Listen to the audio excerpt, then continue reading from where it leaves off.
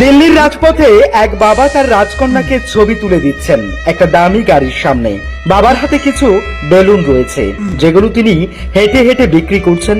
হঠাৎ করে এই সুন্দর ও বিলাসবহুল গাড়িটা দেখে তিনি দাঁড়িয়ে কিছু সেলফি নিচ্ছিলেন। এমন সময় গাড়ির মালিক এসে প্রথমে একটু ধমকের সুরে বলতে লাগলো, কি করছো ওখানে, ফোনটা দেখাও। অসহায় বাবা তখনও একগাল হাসি রেখে সরি সরি বলে সেখান থেকে যাওয়ার চেষ্টা করছিলেন, কিন্তু গাড়ির মালিক বলল, মোবাইলটা দেখাও, না হয় সমস্যা হবে।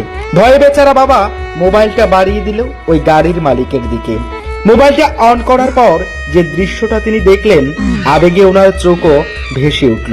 দেখলেন মোবাইল স্ক্রিনে বাবা মেয়ের সুন্দর সেলফি। ক্ষণিকের মাঝেই তিনি যেটা বললেন সেটার জন্য মোটেও প্রস্তুত ছিলেন না ওই বাবা। মালিক বলে উঠলেন, চড়বে নাকি গাড়ি? এত দামি গাড়ি যার সামনে ছবি তুলতেই ভয় পাচ্ছিলেন ওই বাবা, উনি আর ওনার কন্যা চড়বে সেই গাড়িতে? প্রথমে না করলেও মেয়েকে এমন দামি গাড়ি চড়ানো থেকে বঞ্চিত করতে চাননি তিনি। তারপরের দৃশ্যটা আরো সুন্দর। গাড়িতে চড়ে বসলেন বাবা মেয়ে আর গাড়ির মালিক, ছুটে চলছেন রাজপথ আর বাবার মুখে হাসি। মনোরম এই দৃশ্য ছুঁয়ে গেছে সোশ্যাল মিডিয়ার নেটিজেনদের মন। সত্যি এই পৃথিবীতে প্রতিটা বাবাই চায় তার রাজকন্যার মুখে হাসি ফুটুক, প্রতিটা বাবাই চায় নিজের সাধ্যমতো সন্তানদের সুখে রাখতে।